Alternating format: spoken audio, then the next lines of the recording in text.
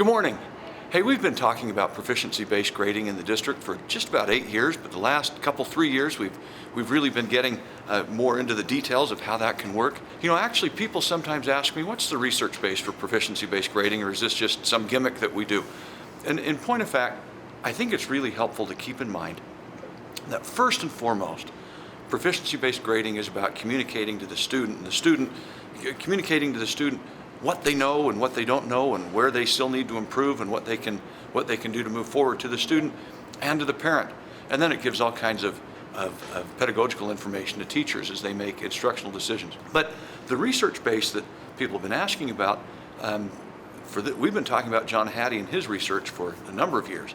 Several years ago, he did a meta-analysis of all of the different programs that are being done to help student achievement, and the I don't want to say program, but really the technique that had the greatest effect size was involving kids, informing kids, and having kids being intimately involved with learning and assessing themselves and knowing what they know and what they don't know, which is this beautiful dovetail with and the genesis of what it is that we've been trying to do. So we're here at Wilson Elementary. We're going to visit a teacher who's with her team really, but been doing some great things in knowing where kids are and what they're doing and helping kids know about them themselves. Thank you. I'm here with Aaliyah Fields. Hi. She's at what grade do you teach? I'm a fifth grade teacher. Fifth grade teacher at Wilson Elementary School. Mm-hmm. And we've been talking about proficiency-based grading and things like that, but really helping kids know what they know and what they don't know and what they need to do so they can take control of their own learning. Mm-hmm. And you're like a wonder with this. So tell us what we're standing in front of, please. Sure. So over the summer, I did a lot of research on John Hattie and visible learning. And so one of my growth goals was to provide more feedback for my students. And one of the ways that I kind of took that and ran with it was creating a visible proficiency scale for my students. And so in addition to daily learning targets and success criteria, which are something that all of my team does, every single day we review what we're learning for the day and what that looks like to be successful. This proficiency scale for each content area really looks at how they can be successful over a unit of study. And so my fifth grade team, we really took a lot of time to break apart essential standards for each content area. For example, with science, we were learning about current electricity for the past 6 weeks. Oh, and so that was like a pun. Okay, keep going. So current electricity for the past 6 weeks. And so we broke down a proficiency scale for what it looked like to be successful after learning everything. Okay. And so these are the daily stepstones to get to the end product with it, which is a level 3 on our proficiency scales. Okay, so now I hear all too often from parents that teachers say you can't get higher than a 3. Mm-hmm. Is that true?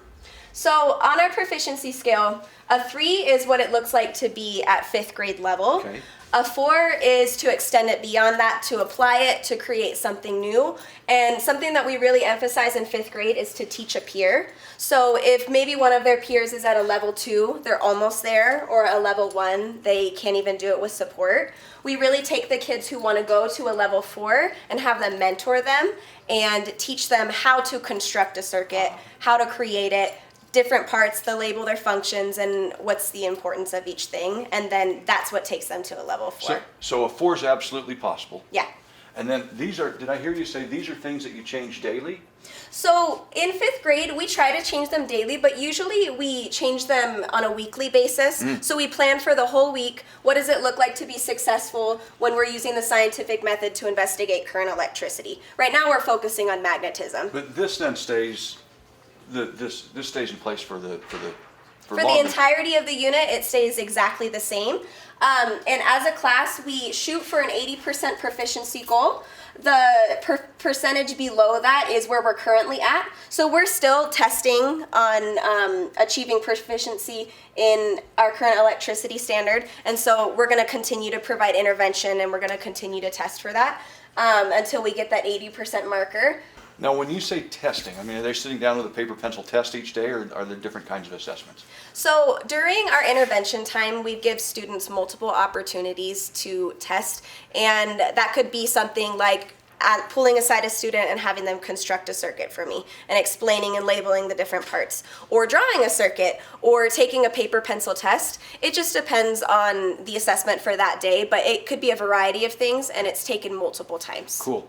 Now you keep saying we, so is the whole team doing this? Oh yeah, 5th grade, we're awesome. We created this proficiency scale together, so even though you're interviewing me, my teammates and I, we constructed this as a team. You kind of look like you're enjoying this. I love it. Does this take the creativity out of the work? No, I feel like our proficiency scale for our 5th grade team, it really provides us with a roadmap. And so when we're planning together, our proficiency scale is the end target, and we know that all of our instruction needs to be planned around that. And so it kind of gives us peace of mind because we know where to go and how to get there.